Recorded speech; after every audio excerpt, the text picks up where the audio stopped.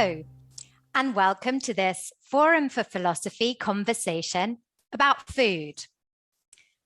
With thanks to Dr. Ahmad Aziz, this event is co-sponsored by 𝗏𝗏. Food.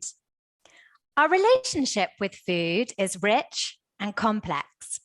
Shopping for it, preparing it, sharing it, and eating it can link us with our past, with home, and with other people. Food can be connected to care and hospitality, but it can also be a source of guilt and shame. Recipes can be cultural artifacts, while food access and consumption is also bound up with various forms of socio-economic inequality. Here, we're going to be exploring aspects of the history, philosophy, and politics of food. My name is 𝗏𝗏. I'm a fellow at the Forum for Philosophy, and I teach philosophy at the University of Cambridge. I'm really thrilled to welcome our splendid speakers. 𝗔𝗵𝗺 Nguyen is Associate Professor of Philosophy at the University of Utah. In a previous life, he was a food writer for the Los Angeles Times.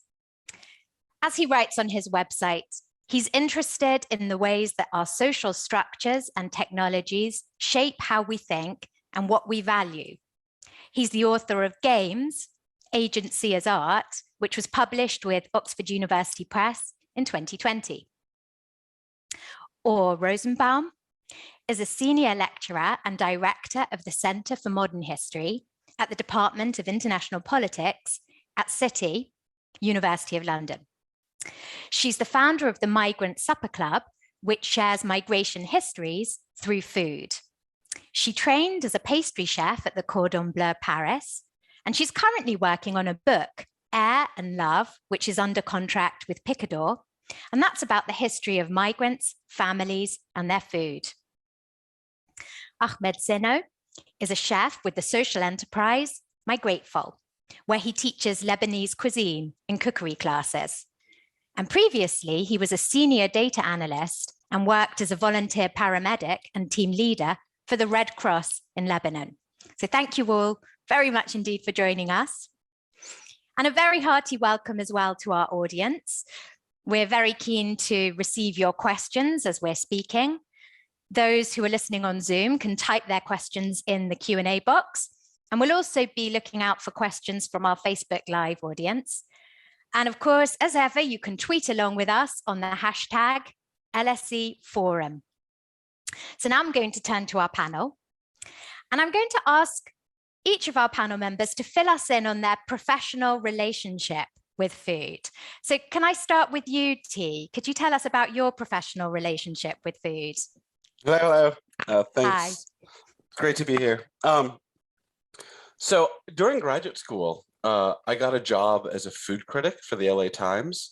Honestly, I got the job because I was exhausted by graduate school and I was drunk posting on an old bulletin board called Chowhound. I can tell I had some theory that like Southern chicken and waffles, which was like soft waffles and like gravy and sweet maple syrup, like had the same culinary resonance as like Peking duck, like you have that soft bun and that plum sauce and the fried thing. And I went on some long rant about Joseph Campbell's like eternal recurrences of food, and then apparently got hired. I had to give that up to stay with my academic career, which is probably a terrible decision. These days, I've actually been doing a lot of aesthetics and philosophy of art. And one of the things that I've gotten really interested in, and I was interested in this back in the day when I was a food critic too, which is like how people's theory of what makes food good changes like what they pay attention to. So I remember back when I was a food critic in the LA Times, like, so I was working this beat of like cheap ethnic eats or whatever you want to call it now. And a lot of it was like teaching people in LA what the right thing to pay attention to, because a lot of them felt like it was not just ambiance and service, but like one of the interesting things to me is the kind of like standard Frenchy English high Euro aesthetic tends to be very focused on flavor and aroma. And I have to say things like, okay, at this Chinese noodle place, the most important thing is actually the texture. Like the thing they care the most about is how like the noodle slips down your throat, the feel in your throat, or all these things. Like what this place cares the most about is how it feels here. And this gets, I think, it's like, and I've done some like Euro style like wine training, and it's so laser focused on the flavors and aromas in the mouth. And I got really interested in why this other stuff gets excluded, especially like I was spending a lot of time learning when I was in Los Angeles. I found some like weird shopping malls with these like really highly trained Chinese tea masters, and I kind of went back and got a lot of training on brewing. And I remember a thing I heard in multiple shops, which was like what they had to do in response to typical American customers. So American customers tend to be very focused on taste and aroma. And one of my tea masters said something like, look, for us, like taste is important, but it's the least important thing. Aroma is more important. Feel in the mouth and throat is more important. The way it feels in your belly and warms your belly is more important. And the kind of like energy effect, which I take to be drug effect, is like most important of all. And so a lot of what I'm thinking about professionally is trying to figure out like where it came from, the fact that like Euro high culture is so laser focused on just a few elements of taste and texture to the taste and flavor to the exclusion of other elements like body feel. And I also, you mentioned that I work on game stuff, and I'm really interested in the way that these artifacts, a lot of theory about games is really interested in how they're a fiction, and I'm really interested in how they're like this social thing that creates these relationships. And I see a lot of the same things, a lot of food. Like there are a lot of, I want to call them social food rituals. This is stuff I've been writing about lately, that where the most interesting thing to me is not the flavor or the texture, but the way the physicality of the artifact creates a certain social interaction. I'm thinking about like the Vietnamese hot pots I grew up in, or like fondue or raclette machines, or these things where it makes everyone kind of crowd around this like small artifact and jostle. And I mean, it's always fun. And I'm really interested in the way in which the physicality of the artifact kind of like drives people into a kind of social relationship, and how a lot of this stuff gets excluded from like high culinary culture. Brilliant. Thank you so much. That's really fascinating. So did you find that your philosophical training helped you as a food writer, and the other way around as well? Do you find that your experience as a food writer has helped with your philosophy? It's the other way around. My experience as a philosophy graduate student barely helped with the food writing. The food writing, philosophy trains you to be extremely abstract and looking for generalities, and food writing is about like the dense particulars and the physical savor. But I found actually the other direction is when I was writing this book on games, I found that since a lot of it's about these weird indie role-playing games where you have to like invent language and silence or stuff, like people had never played these things. I had to describe them in the book. And that's the place where I was like, oh, I know how to do this. This is my old food writing muscles. I know how to like give people a sense of like this weird particular aesthetic, like textured, janky, odd thing that's hard to describe in abstraction. So. Brilliant, thank you. Or could I bring you in here to talk about your professional relationship with food? Right. So my family's always been very passionate about food. So that's something that I got from my grandmothers and my mum, each in their own way. So not just cooking, but actually eating, trying on new things and experimenting. And then at a certain point, I just felt I need to go my own way and got into French pastry making before it got trendy. So that was almost 20 years ago. And I decided to move to Paris and take a course at the 𝗏𝗏𝗵. So that was my kind of hands-on experience in the kitchen, where I actually discovered that I'm more of an intellectual. So then I decided to move on and become an academic, or a historian mostly. And kind of my culinary passion remained alive in the background.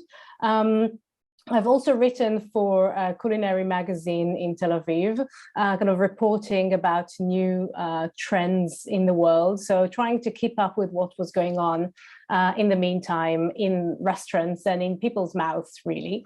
And then with time, I tried to find a way to reconcile my academic research, which looks at the history of international thought, or how people thought about world politics in the 20th century, to reconcile that with my passion for cooking, and with my own personal story of a person who lived really in 5 or 6 different countries, who keeps on moving relentlessly, and migration is, I suppose, part of my adult identity. So I grew up in Tel Aviv until I was about 19, but then I just kept on moving.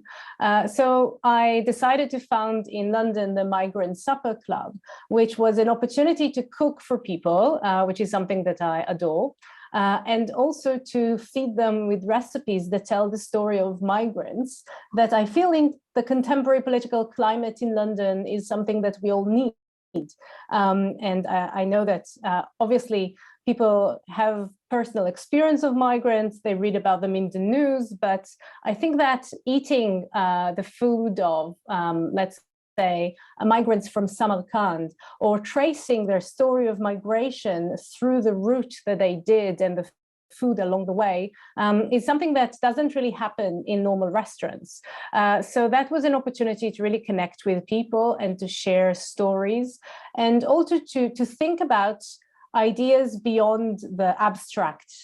So to try to link, I think, as we've just heard, to try to link the abstract ideas about politics and migration and history to something really concrete that is sensual and that leaves a very kind of strong memory in our more kind of experience.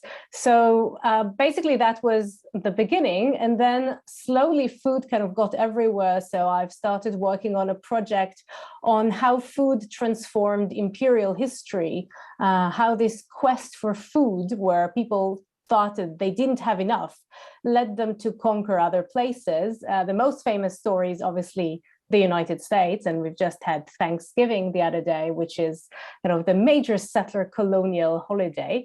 But it happened also in other contexts, and my research now tries to tell these stories about how scarcity and hunger can make us do really thing and cause extraordinary violence in the past. Thank you so much. And this seems like the perfect moment to bring in Ahmad, because Ahmad works as a chef for Migrateful, which also talks about migration stories. Ahmad, could you say more about your professional relationship with food?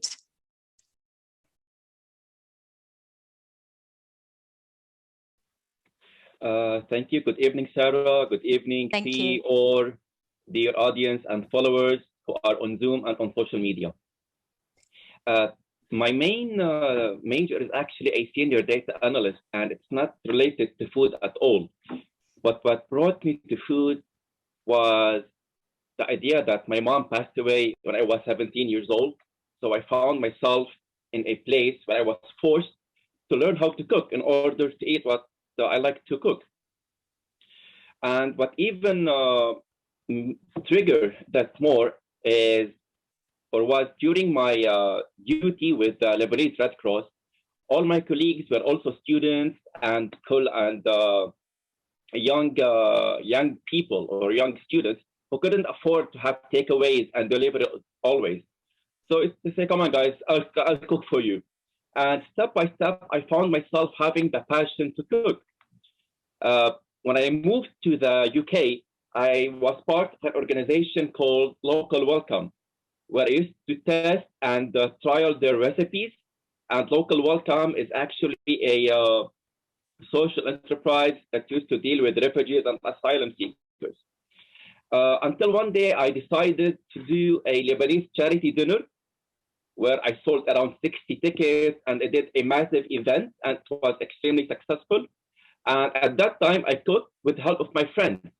So I brought like 5 or 6 of my friends. I said, come on, guys, give me a hand in cooking and making this event. And it was extremely successful, where we managed to cook 16 dishes, and everyone loved this event.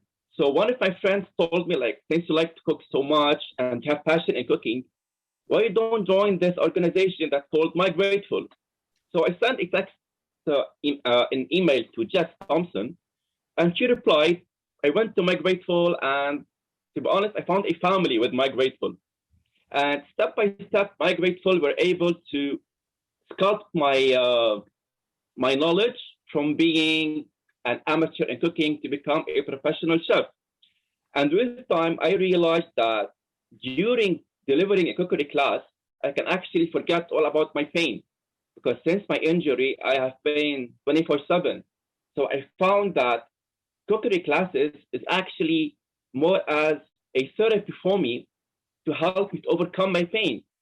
And in addition to that, while delivering a cookery class, and a status being an asylum seeker, during these couple of hours from delivering the class, you feel yourself a part of the society. You feel yourself contributing in something within the society. Although it's very small, but you're doing something. You are joining your culture, your food, your sense of aroma with others. And to be honest, I never had this feeling in my entire life. So it was, to be honest, a fascinating experience. And I really hope keep on growing it more and more. Thank you so much, Ahmed. I've been to your cookery classes with Migrateful, and they were fantastic. Could you tell us a little more about what Migrateful is and what Migrateful does for those who don't know? Migrateful is a social enterprise that was founded by Jess Thompson. The role of Migrateful is to help asylum seekers and refugees integrate into the society by helping them to teach their home cuisine, whether on Zoom or in live classes. And in Migrateful, we have more than 60 chefs from around 40 different countries. We started in London, and then we moved to Bristol, and now we're working in Kent, and we are expanding. And recently, we have been doing, I think, more than 2,500 cookery classes. And during the lockdown, we were able to have cookery classes over Zoom, where we've reached almost more than maybe 20 or 30 different countries. Where in my classes on Zoom, sometimes I used to have people from 7 or 8 different countries at the same time, where we were able to expand worldwide and to deliver our message worldwide. And hopefully someday we will see Migrateful in other countries. Fantastic. Thank you. I'm just going to remind our audience at this point that we welcome your questions in the Q&A box on Zoom and via Facebook. And next, I'm going to just carry on with this conversation, Ahmed. I wanted to ask you all what's special about food, and you've touched on this a little bit, but could you expand for us on why food offers something distinctive, how it connects us with home and so on? In our culture, when you share food with someone, it means you're sharing life. When you deliver with someone food and you teach him how to make your cuisine, you'll be teaching him your own recipes, your own touch. And I believe when someone try your food, he will feel the passion that you have for your own country. He will feel what you are feeling since you are far away from your home. Some recipes always remind us with our mom, our grandma, remind us with certain places in our home. So when you cannot go back to your home, food is actually taking us there, and it's helping us to take others with us to that place. They are able to feel what we are feeling at that precise moment. Sometimes when they have the aroma of combining parsley and coriander together, this aroma triggers me and triggers special memories. And when I have these memories, I share it with my students. Like, guys, this aroma, every time I smell it, it takes me when my grandma used to cook special dish, or in the morning of every Sunday when my dad used to cook a special dish. So aroma is actually triggering memories in a good way, and it's helping us to go into our past and into our memories and into our countries, but in a good way, not in a way to be depressed and to feel ourselves being attached from our future or to be attached from our past. So food is actually being a bridge between our past and our future and our present.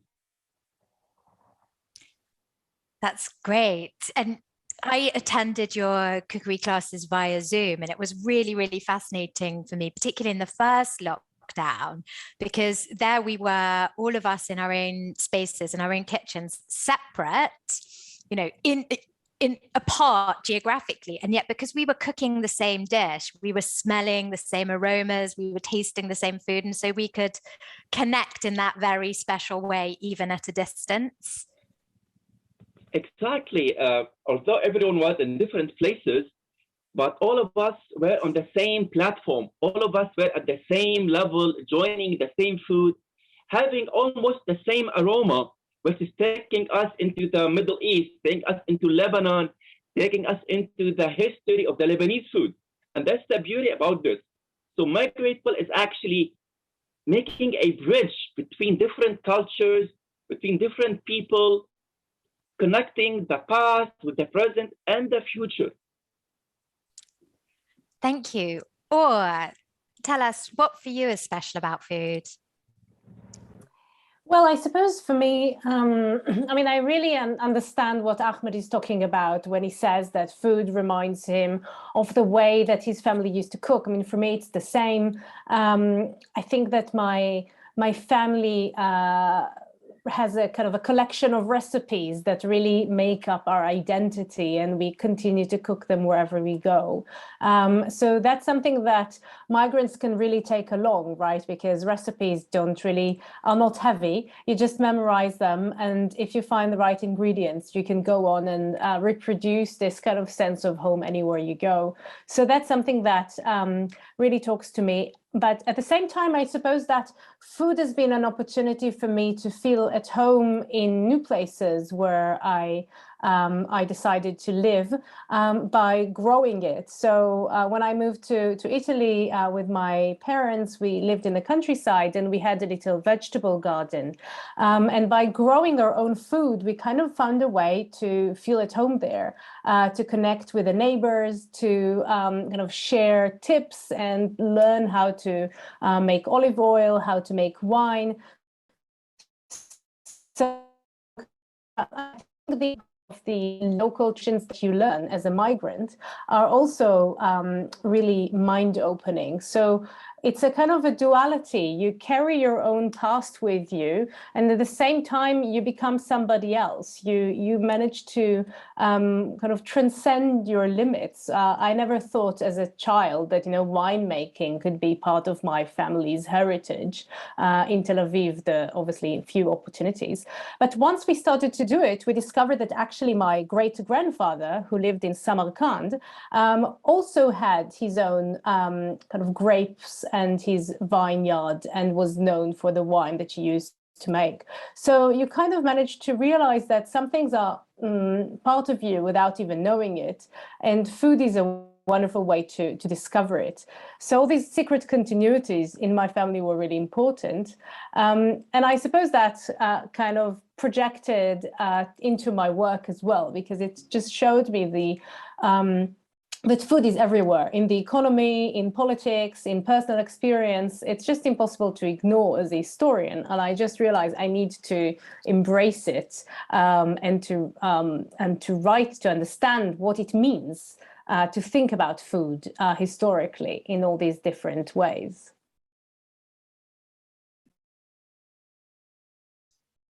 Great. T, over to you. What's special about food in your view? I mean, this is going to sound really simplistic, but the most special thing about food is that mostly it's the art form where we still mostly make it for ourselves or our family to our own tastes. Like one of the saddest things I've read in any bit of literature is actually in 𝗏𝗏𝗵𝗆's book Bluebeard, which is a story about modern art.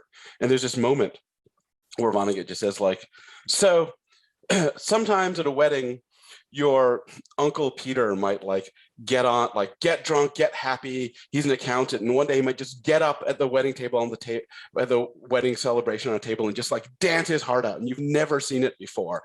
And back in the day when we lived in like small communities of like 100 people without mass reproduced arts, he would have been like one of the 2 or 3 great dancers in our family unit. And we'd have treasured him for that. But what do we do now? We say, get off the table, you're drunk. It's time to go home before you embarrass yourself, right? And I feel like more and more, the world we have is one that identifies the few people that have the talent who get to make the movies or do the writing. And then everyone else just reads like, we walk around and like, everyone's read the same like 5 articles. It's just a few people that get to be creative. And yet food is the one spot where, for most of us, although I think this is getting undermined more and more, we get to like make it ourselves in relation to what we see and our own tastes and our family, and we get to like get involved in the process. So I feel like a terrible person because the other 2 guests here are doing like incredibly important work about migration and community, and I'm like some asshole talking about random art theory, but like so this thing I've been obsessed with lately is the degree to which our art culture has been obsessed with the product of an artistic process and not the process of getting engaged in it, of making it. So one way there's this category I've become really interested in called process arts, which are arts that like get you to do something where the doing itself is really the richer, important thing. Like I think games are a kind of process art. But I started thinking, I was reading a lot of cookbook reviews because I have a lot of cookbooks and I'm obsessive about them. And I realized that almost all the cookbook reviews obsess about how the dish tastes when it comes out, but almost none of them review the process of cooking, whether it's like enjoyable or rich or engaged or fun or shitty. And I have all these like fancy restaurant cookbooks that are really well reviewed because things come out right, but they're like incredibly annoying and inflexible to cook from, and like partially because they've taken like a dish that was made for a kitchen with like 15 chefs and then boiled it down to a home cook. And I realized when I cook, I spend 2 hours cooking and then we eat for like 20 minutes. Like whether the cooking process is interesting or engaging or horrible is actually the most important thing. And I think like I've just become really obsessed lately with the thought that there's a kind of industrialization, standardization of food that's cutting out a lot of what we care about. And here, do you know the food writer John Thorne? Does anyone know John Thorne?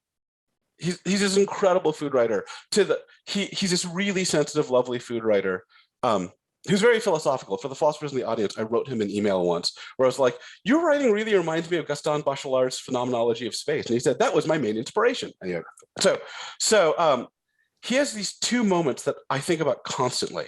So one moment he says, it's in his incredible essay, Rice and Beans Itinerary of a Dish, that tracks how rice and beans changes, is at hops islands and like where some ingredients are around and some aren't. And he says this, because a recipe is a dead thing, a writing down of how a creative cook made something once. A dish is a live thing, an idea of balance in a creative cook's head that gets made anew every time in response to changing ingredients. And I feel like something like there's this thing that's amazing that we do where we have this sense of balance and we taste the pineapple and we're like, oh, this isn't like, I need a little more sour, a little more sugar. And like, we play with this sense of possibility. And I think like, there's this movement to this kind of like stiffened recipe culture where we try to make it exactly right each time. I remember as a child, like I tried to get my mom, who's an amazing cook, to teach me her like Vietnamese hot and sour catfish soup. And she didn't give me a recipe. She described like, well, you do this, unless the fish is like this, then you do that. Then you have to add the pineapple, but you have to taste it. So if it's like this, you have to do that. And it was just this like insane flowchart. And at the time I was like, Mom, this is not real. Give me something real. Give me a recipe. And now I think, oh my God, I was so stupid. Like that was the real thing. And I was trying to like kill it. Okay, one more thing before I stop. So this is John Thorne's other thing. John Thorne thinks that what we've done is a lot of us as home cooks, not everyone, but a lot of us have internalized the production consumer model of restaurants into our cooking. And what he means by this is, what we've done is we have a dinner party and we put the guests out in the other room and then we go and cook away from them. Like we exclude them from the process. And then we try to turn out these perfect things that emerge like in a restaurant. And he thinks like, you know what, another way to do things is you can invite people in the kitchen and you can get drunk with them and you can cook with them and you can confer about the taste and you cook together. And the product probably won't be as good, but instead you've created this like social familial feel. And instead I feel like, I mean, I guess this is more, the special thing to me about food is this live, cooperative, self-tailoring thing that can happen. And I also feel it like slowly getting killed at the edges right now. Wow, that's really interesting. I knew I would mention Nigella Lawson, and I'm going to do it now because you've sort of mentioned the cookbooks that you get that are by sort of restaurant style chefs, but there's this other kind of cookbook which is by home cooks, and it's all about catering towards, you know, people who are in their homes, who might be in a rush, who maybe don't have a leek in the fridge, but they've got a shallot instead, and really accommodate those sorts of changes and the fact that it's a social thing. So do you draw that kind of distinction, and do you think about that? Yeah, I mean, it's so, I think about the cookbooks that leave space for, so some cookbooks, it's really clear to me, even when they're recipes that have clear techniques, like there's an elegance to them. So I think a lot about the 𝗏𝗏 𝗏𝗏's, you know, classics of Italian cooking. She has this dish where like, it's potatoes and green beans and spaghetti with pesto. And like you cook, the whole thing is you put the green beans, the potato in the water, and then you put the pasta in the water and you wait a few minutes and you put the green bean in the water, and like everything cooks in just the right time. So it's like, it's elegant, right? But I think I'm seeing more of these cookbooks that are, I think they feel this and they often refuse to give quantities. And I think that's important, right? Like having a quantity puts you in the mind of like, well, I have to get exactly this. And the other thing puts you in the mind of like, well, there could be a range, like what's the right adjustment? So I think Nigel Slater has a lot of great cookbooks that are like, no, put his amounts are like a healthy pat of butter or cook it till it smells nice, which I think are really important signals. I learned a lot to cook from, a lot of my European cooking came from this, learning to cook came from this marvelous old book, Jacques and Julia Cook at Home, which is Jacques Pepin and Julia Child. It was from their PBS series. And the fun thing about the book is instead of giving you this rigidity, for every recipe, it gives you, each of them gives their own recipe and their sidebars where they shit on the other person's recipe and are like, no, you know, like Julia tells, this is why you would never do it this way. And I think that gives you a sense of like the space available for your own creativity in a way a lot of fancy restaurant cookbooks have this like stern voice of like, no, if you do not do it this way, it is not perfect and it'll be bad and your friends will think you're a failure, which is crap. Great. I'm going to ask Ahmad a question in a second, but before I do, I just wanted to come back to your point about how one of the things that's special about food is that it's the art form that we do ourselves. We engage in ourselves in our own homes and so on. Is that just contingent? Does it just so happen to be the case that food is one of those things that we do, or is there something distinctive about food that, you know, means that we do it ourselves very often? The pessimistic side of me thinks that it just has to do with what technologies allow for mass mechanical reproduction.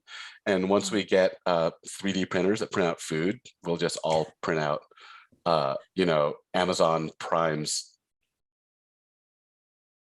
recipe for pho, and it's all gone. That's really interesting. Ahmed, I wanted to come to you because one of the things that I found really fascinating about the Migrateful classes during the Zoom lockdown era was the emphasis on, say, for example, you might not have some of these complicated ingredients, you might not have been able to get them right now because of shortages or because of difficulties of getting to the shop, but you can use this other thing instead, and looking at it together and sharing it together. Did that kind of moment of trying to teach classes in lockdown change things for you? Did you have to think creatively about how to share your dishes? Actually, the idea of teaching cookery classes on Zoom with Migrateful was my idea, because, you know, Migrateful, since it was launched, it was face-to-face classes. And when the lockdown started, I contacted Jess and I said, listen, Jess, why we don't go into online classes? He said, like, what do you mean? I said, listen, let me teach an online class to the chef of Migrateful and other members of Migrateful, and then let's evaluate that. If it works, let me teach the first cookery class online to public, and then we'll evaluate and see how it will go. And that's how it all started to be on Zoom. And thank God, Migrateful was able to keep on going through lockdown through this idea. Now back to your question. Always in my classes, and especially on Zoom, I choose recipes that you can find them easily everywhere, in which the ingredients, if you cannot have A, you can have B instead, in which A and B ingredients will deliver same taste, same flavor. Like you cannot find lemon, you can use lemon juice. You cannot find red vinegar, you can use white vinegar. And also in Lebanon, we have several recipes where we can use like green peas or large lima beans or kidney beans or butter beans. You can use same dishes with the same recipe just by changing the type of beans that you are using. So that's why during lockdown, we tried, or we had chosen our recipes very carefully so that everyone can find the ingredients so easily. And that's what made our classes more popular and easily to reach every house. Where I told you, like, at one point, my students were from 7 different countries, and all of them were able to get at least 90% of the ingredients. Thank you so much. Oh, T wants to come in at this point, I think. Yeah, I think this is so interesting and so right. And the thing that Ahmad is talking about, I feel like when I learned to cook from recipes, I didn't do substitutions because deep down I didn't trust myself. And like part of what I had to learn was to trust like my food creativity, and that let me like fly away and do these kinds of substitutions he's talking about. That's really interesting. Fantastic. So I'd like to move on, if we may. We've talked a lot about some of the joys and the pleasures and the special things about food. How about focusing for a moment on some of the complexities and the darker side of food, in particular food consumption and food production? Or it would be terrific if you could start us off here. Right. So I suppose there were 2 things I wanted to say. So one, on the kind of personal level, right? We've been talking a lot about food and identity, but from what I've kind of experienced and also explored in my research, food of migrants is really a lot about suffering as well. So there is a strong sense of loss there. It's not just about the pleasure of remembering the past, because sometimes the past is not very easy to remember. And so there is a kind of tension that is evoked in this kind of reproduction of a life that can never be returned to again, of a home that is gone forever. So in some senses, this has been my attempt at the Migrant Supper Club was to convey some of these feeling that people, I think, well, naturally, really often try to avoid.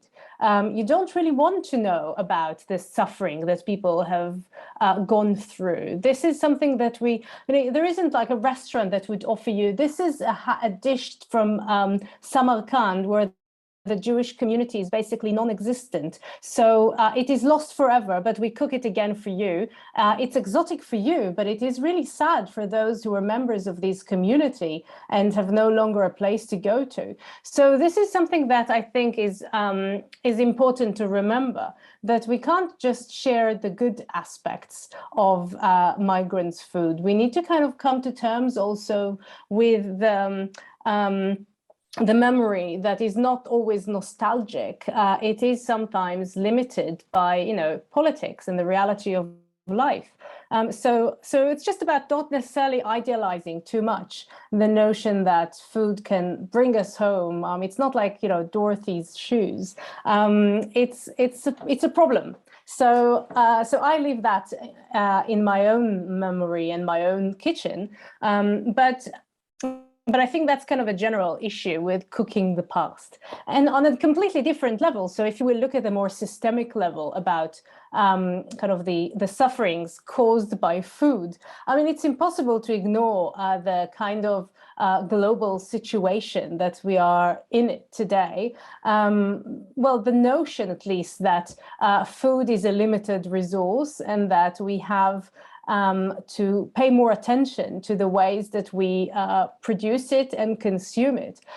So today we talk a lot about it in terms of crisis, but the rhetoric of crisis is really, I think, not doing us a good service, because our sensitivities to the crisis are gone. We seem to move from one crisis to another, and we are unable to really embrace anymore the kind of tragic aspects of this situation. It is just too much. But if we even go back, you know, to the 1960s, Rachel Carson already wrote about the horrible impact of pesticides on the environment and the ways in which food production is ruining the planet. So there's been a lot of engagement with these limitations, but not necessarily leading to enough change. So it seems to me that the food industry is now moving towards different horizons. I mean, all the farm to table movements are already kind of considered passé because we're moving forward very quickly. But the crisis, you know, is still there. So food is not just about enjoying and taking pleasure in expanding our experiences, but it should also be about thinking on the impacts that we do in each and every choice we make. So there is a problem about this kind of abstract caution that, you know, food is dangerous. But when we don't pay attention enough, the result can be horrific, because if we end up kind of leading the situation to, you know, a situation of scarcity and limited resources, etc., has always been a motive for extreme political violence. So it's kind of waiting for us around the corner if we don't pay attention to what is going on and to the ways in which we produce and eat our food that are essentially harmful.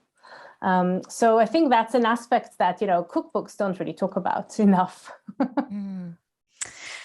Yeah, thank you. That's really interesting. In relation to your first point about how some of these recipes that we're talking about, some of these experiences aren't just about joys, but are also about suffering. There's also that interesting element, isn't there, that sometimes a dish that was, say, a dish that was about poverty, about living with scarcity, about trying to make the best of a few ingredients, can become over time, you know, repackaged as haute cuisine or, you know, sort of sold in fancy restaurants. Do you think about that at all in your work? Or yeah, I mean, absolutely. If I think about my even in my, again, my own experience, my family is partially from Riga in Samarkand, and that, sorry, in Latvia, and that's a place where you would eat a lot of cabbage and a lot of pickles, and because you would need to preserve whatever you have in the summer towards the winter. So you would pickle anything, cucumbers, cabbage, any sort of berries would come into preserves. And you would also forage. So mushrooms, herbs, all these things would be just your normal way to get food, especially at times of scarcity. So if you go back to the period around the Second World War, that was the way that people really found nutritious food for their family. They just went out to the forests to get it. And nowadays, if you look at the world's best restaurant in many classifications, which is Noma in Copenhagen in Denmark, their menu is essentially based on food that is used to be considered very simple and pretty much poor people's food. So pickles, very basic ingredients, game, so stuff that you would go hunting yourself in the forests, and things that you would collect by hand in your environment. So this kind of idea that you would just find the most delicious way to cook whatever you can find around you is the way that is the way of subsistence. That's the way that people survived. There was no other option. You couldn't import sugar and expensive meat from other places. You just had to make do. And I think it's really exciting to see that this idea has taken such a kind of a successful, inspiring cultural expression in the culinary world today. So there is much more understanding, I think, of the possibilities in limitations, which is something that was and still is the reality of millions of people around the world. So this is just the way we live. And I think there is a lot of beauty in expanding this idea and in sharing it as widely as possible, and kind of in using the human genius to extract something as delicious as possible from really limited ingredients. Thank you, Ora. T, can I bring you in here? Yeah, I was just thinking about what Ora was saying, because in LA, when I was a food critic, a lot of the best food is in these intensely concentrated ethnic enclaves like Koreatown. When you look at history, you discover they're that concentrated because there's a history of racist legislation that didn't let, say, Asians live anywhere. And you're like, there's so many good noodle shops here, and I don't want to think about why. I just want to ignore them. But anyway, I don't know what to do with that. That's just why certain areas have these intense, wonderful concentrations of food. I've been thinking a lot more about, I think it's funny thinking about, I think a lot of approaches to thinking about the ethics of food think about the effects on the world outside of the food world. And I find, maybe that's because I do the philosophy of art, I spend a lot of time worrying about what's being lost in food culture itself. So here's a private worry that I have a lot. So I'm worried that the current Google search-oriented form of recipe searching is undermining some of the diversity of food culture. I figured this out because I remember I had at 3 different friends' houses in 3 different states who are unrelated, very similar tasting cassoulet, and I figured out that they'd all Googled it and took the first one, which is a New York Times recipe. And if you start paying attention, and I mean, I do this too. This is not like I Google all the time. Like you'll find, like, if you like discover the taste of like the Serious Eats perfect soft-boiled egg, you'll just start tasting this everywhere because people are Googling. And I worry that something is going on where we're about to face this massive loss of food culture, where the diversity of food methods is being undermined in some way by the recipe and search methodology. And behind that, I'm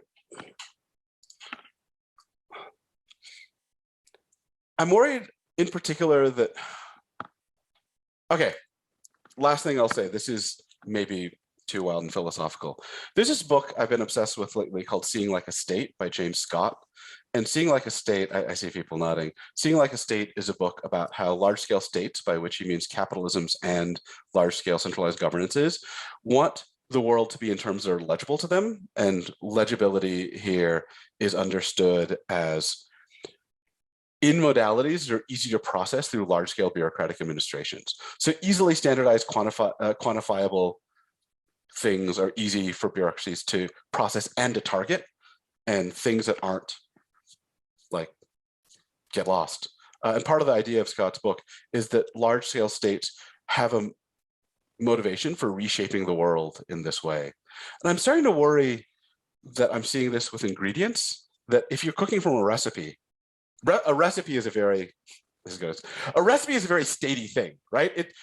Recipes work well if the world of ingredients is similar, right? If flour is the same, if tomatoes have the same, like, density and flavor level, like that makes recipes work. So I'm a bit worried that the way we're learning to cook is dragging in this like incentive structure to like homogenize ingredients and methods of cooking, and that this live responsiveness that we have to like the weirdness of exactly what I was talking about. Go out, you find something, you taste it, and you're like, oh, this is interesting. What can I do with it? Instead, you're like, no, I need mushrooms to respond exactly this way, or else my recipe screws up, right? So I'm worried that something is happening that's undermining the liveness of food culture. That's really interesting. What about the thought that with that kind of motion, you get the reaction, you always get the kind of counterculture. So, you know, for example, at the moment, we have both mass-produced music, but you have the countercultural move, you know, the sort of nostalgic style, let's go out and buy our LPs from the market. You know, isn't there a similar thing going on with food culture, a push against mass production, anonymization, Google the recipe? Yeah, there is, although it's just so easy. Like, I'm guilty of this too. Like, look, I hope that will happen. I really do. But I also find, and I'm hyper aware of this, but I find myself like, it's very easy to be a kind of dilettante these days. Like, there are some dishes I repeat, but a lot of the times I'm like, I want to cook something new each night. That would be cool. And so I find something online or in my cookbooks, I cook it once or twice, and I move on. And there's this, I feel like people often say like, oh, the grandparents' generation was better at cooking in a certain way. And I think if the people from that generation who cook like my relatives who cook these incredible Vietnamese food, part of it is because they repeat 20 or 30 recipes for their whole life. And they have this like, they develop this deep knowledge of how that works. And I don't know, like I would like this counterculture to happen, but I feel like instead I see a lot more people like me who are Googling a different recipe each night, and it's very tempting and easy, and it's always delicious. It always comes out right. I get something new each night. That's marvelous, right? Or do you want to come in at this point? Yeah, I just wanted to suggest, really following Thie's point, that what is really necessary and what people really had in the past was an intuition about cooking. So it's something that is not learned by kind of reading or in theory, but through practice. So this kind of praxis-based, if you want. So to move away from the instruction and introduction and to really work on the way that you feel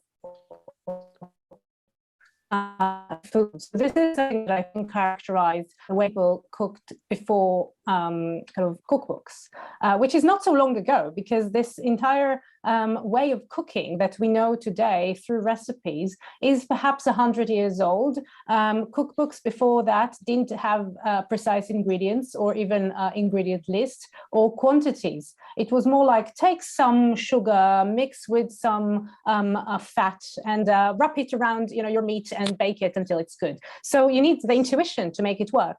And I think by following the guidelines so closely, we have lost it. And it's a bit like people who navigate only with Google Maps. So in the end, they just don't know their neighborhood anymore because they have no familiarity with the actual space around them. So I think that's something that it would be good to recover. And maybe to do that, we just need to liberate ourselves from the recipes. So, you know, I never cook with any recipe book because I find it restricting, and I am ready to accept failure.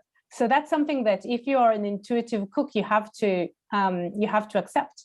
It's like an experiment. Sometimes it doesn't work out, but that's fine. Great. Ahmed, do you want to come in and say something about this or the wider theme of the darker side of food? Actually, I have 2 points at this topic. First, related to mass production, and the second one related to the people who are being thankful for having the food. Well, first, concerning mass production, in my opinion, is a sword with 2 edges. where it's really good to have mass production in order to decrease the cost. But on the second hand, it's really a shame because sometimes these products we cannot be sold to everyone, and therefore it's being destroyed, because we're being ruined. And especially with time, we're having scarcity with pure ingredients, in which we are making a production that cannot consume, and therefore it's being thrown away. And the other part, some people, especially like restaurants, when they make large amounts of food and this food is not being consumed by the consumers, or some consumers purchase more than they need, and on the other hand, a lot of people are facing hunger, that's really a sad point to go through. And in this point, there's a restaurant in Canada, in Montreal, that offers sushi. This restaurant, you can order sushi as much as you want by paying a single price. But you have one condition, that if you have one piece that you cannot eat in your plate, you're going to have to pay 10 times for what you had eaten. Actually, it's a good way that encourage people to order as much as they can eat, but they cannot order more and then this food being thrown away, because a lot of people are facing hunger, and that's what, unfortunately, new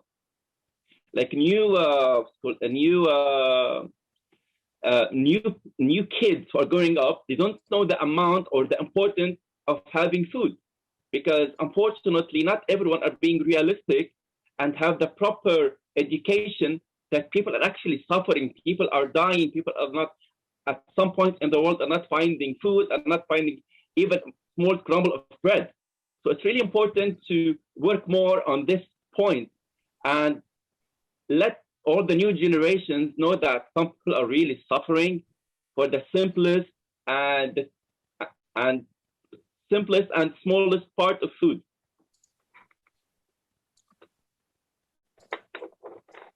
Yeah, absolutely. And in the UK, there was a huge controversy during lockdown about school meals and about what was being given out by different schools and different providers, the big range, the inequalities between different types of school. Exactly. And with that, Migrateful had actually had a project to help these students, where every 1 week or 2 weeks, one of the chefs of Migrateful used to go and cook 150 meals that were distributed to children at schools. Wonderful. Thank you. So at this point, I'm going to bring in some questions for our audience, and I'm also going to leave some opportunity for our panels to ask each other questions if they would like. We've got a couple of really interesting contributions here. So an anonymous poster has asked whether we can talk a little bit more about how food is perceived differently by different cultures, or do we all feel the same way about food? The poster says, it feels like it's always about home and belonging, but there are still so many differences. And I think this ties in nicely to what you were saying at the beginning, 𝗡𝗵, about how in some cuisines, the emphasis is on, say, aroma, whereas elsewhere it might be about how it feels in the throat or the stomach and so on. So would you like to speak to this question? Yeah, actually, it's funny. I'm listening to all these other fairly poetic things about food and identity, and I have to confess, I have almost no nostalgic feelings about food. Food gives me almost no memories, and I have almost no associations, except when I'm sick, I still like Vietnamese pho. And I have a theory that makes it sadder for me as a person, but it might make me a more accurate food critic, because, like, nostalgic impulses are low, and so I kind of float between the food worlds. I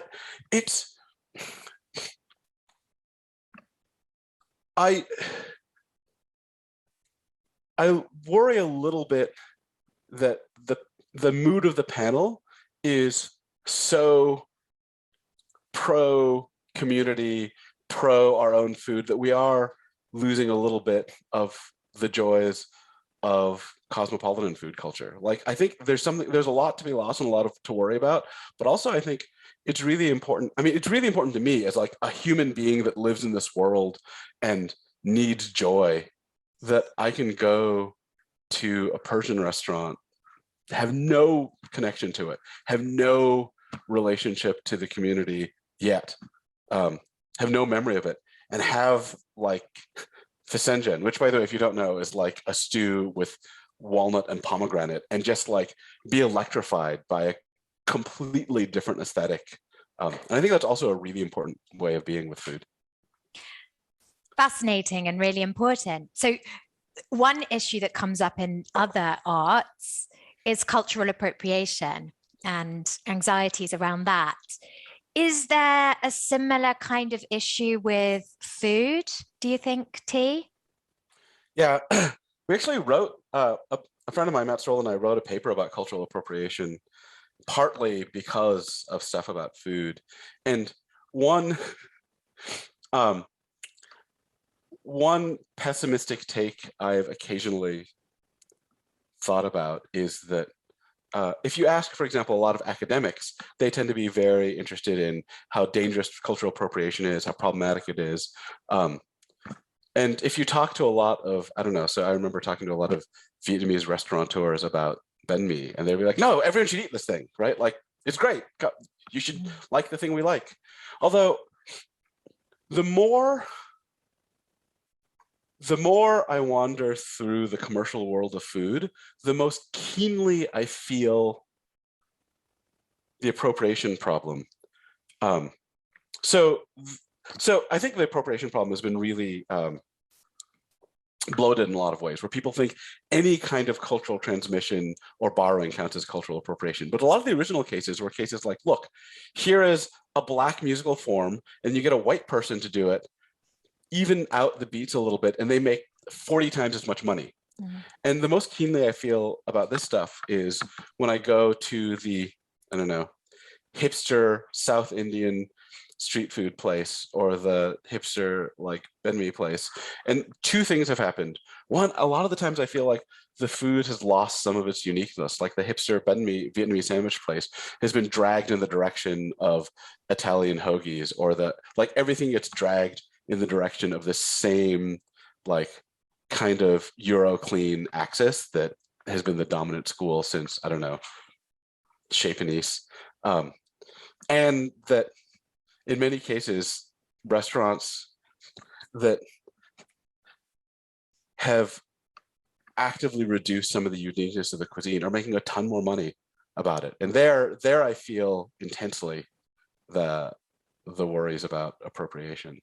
It's really hard to say that a dish is the property of a group. Like, I don't know how would you make that argument, but I can feel like the rage when you see the line out the door at the place that has denuded the food of a lot of what's special about it.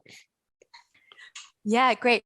What about just the simple question of, say, an Italian restaurant that has no Italian chefs, or right, you know, a Persian restaurant with no Iranian chefs? You know, would that kind of thing bother you? I think you cannot. Okay, you cannot be so simplistic as to be essentialist about race. Like, okay, I remember in LA for a while, the best Neapolitan pizza place, the chef was a Lebanese dude.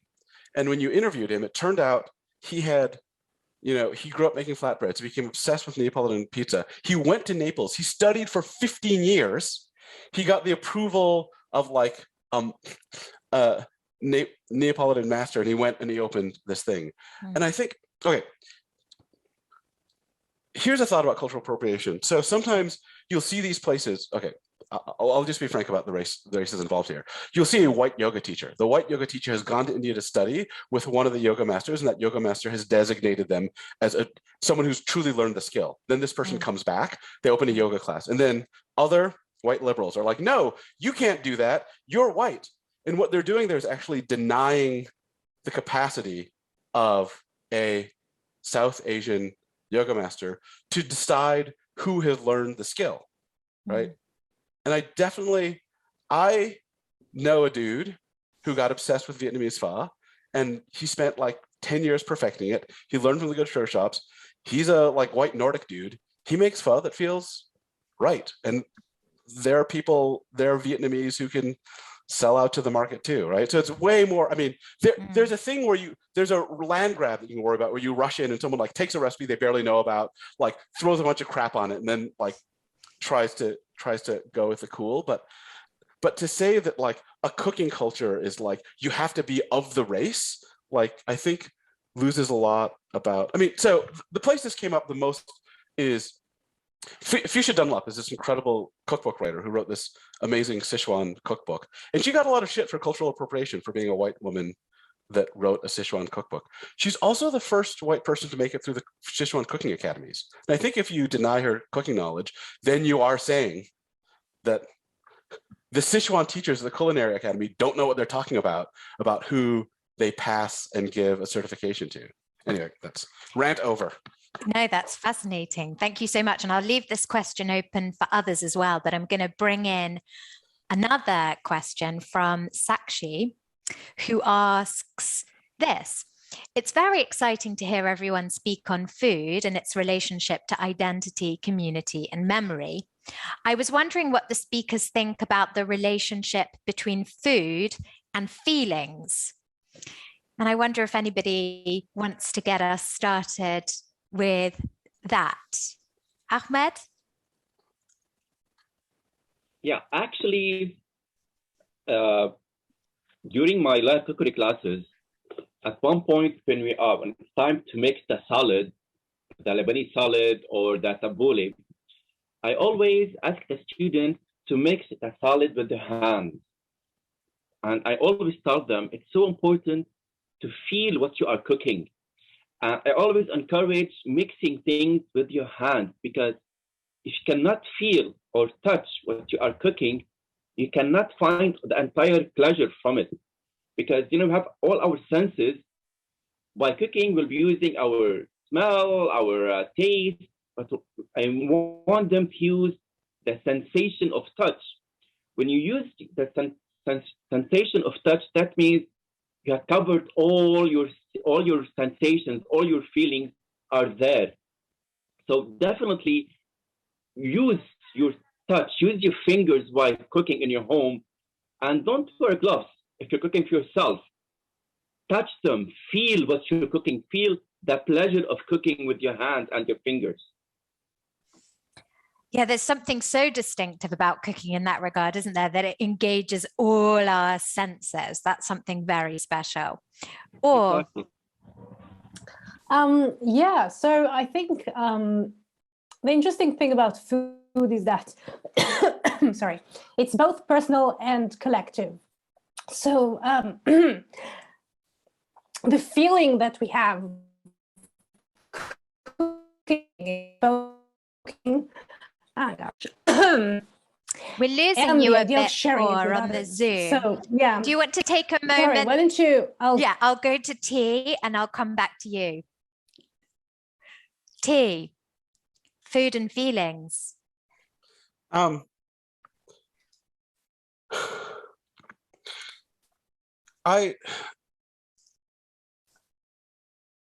There's a physicality to food that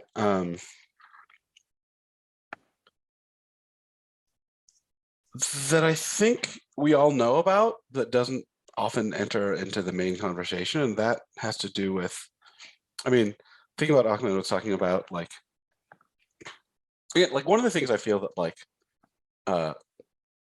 high restaurant culture does to us is it removes a certain tactile relationship. Like a lot of fancy restaurants, I think, hyper-emphasize the visual aspect and they de-emphasize the other aspects. I remember going to a restaurant that made chicken and waffles in the Southern style, but it was fancy and it looked really pretty, but the way they arranged it on the place, it was like actually physically annoying to eat, and like everything would slip off of the plate and like fall on you. And then like when you went to the soul food restaurant, it would look kind of weird, but like the movements were really good, and like the way it, like, I don't know, warmed you was really good. And I think a lot of this,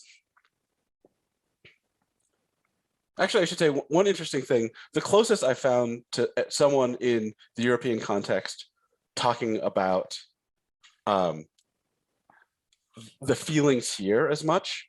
One, someone told me about a Italian wine culture that's of like naturalish wines that is mostly lost, that cares about that. But I was in Ireland, like tasting Irish whiskeys, and the distillers were talking about how much of their grain mix was there for heart feel and stomach feel, for the warmingness. I think a lot of the foods we think of as comfort foods, the thing that this whole body physicality is part of the feelingness of it, and again gets kind of cut out in like high culinary conversation. Thank you. Let me come back to Or now on food and feelings. Yeah, so I just wanted briefly to say that I think the most important feeling around food is really respect. So in a way, it doesn't really matter if it's a positive or a negative experience, or if we have this identity or not. It's really about trying to kind of respect and to put ourselves in a place that is not kind of judgmental and exploitative, both in a personal sense and as a kind of society towards food. So this is connecting to what he said about whether we have to be of this ethnicity to actually cook it and enjoy it. So obviously not. I mean, I think that even the idea of this kind of belonging to this ethnicity is essentialist, and very few people can claim it. So I really think that what we should take off, I hope, from this conversation is that anybody's entitled to become part of a food conversation if they want to, and if they can listen and kind of want to share these ideas sincerely. I think this is really the most important feeling that we should have around food, beyond the taste, which should taste good, but that's a personal matter. Fantastic, thank you. We've got 2 minutes left, and so I thought we could just go around and say a little bit about our own favorite dish, perhaps the dish that we like to cook or like to eat, or one that we've tried sometime and we're always trying to recreate. Does anyone want to come in with this, their favorite dish? T. I am currently obsessed with Sichuan mapa tofu, because I got a line on really good Sichuan peppercorns. And I mean, actually, I can give them an advertisement. It's malamarket.com. And if you're interested, like true Sichuan peppercorns have this feeling that other spices don't. They call it mala. It's like numb tingly. It's like the pins and needles, and it becomes like part of the culinary thing. And like trying to make this dish, which makes your mouth feel like drunk and alive, but also is like incredibly like warming, is one of my favorite things. Wonderful. Maybe I'll just jump in. Yeah, so it's Hanukkah, so I suppose latke, so potato latke ingredient, but reproducing grandmother's flavor of latkes is impossible. This is a lifelong mission. There is nothing that I want more than making her a latkes again. Amazing. Ahmad, your favorite dish? My favorite dish is actually a Palestinian dish called 𝗙𝗵𝗺 bandura. It's a dish that consists of a lot of chili, a lot of coriander, a lot of garlic, and cooked in a very slow fire with the lamb meat and a lot of chopped tomato. And it reminds me with one of my friends who passed away 2 years ago. He used to do it for us approximately at least once every 2 weeks during winter. So that's now my favorite, especially when it's winter time. Wow, that's fantastic. Thank you all so much. Well, that brings us to a close now. So I want to thank our audience. I want to thank our fantastic panelists for their contribution.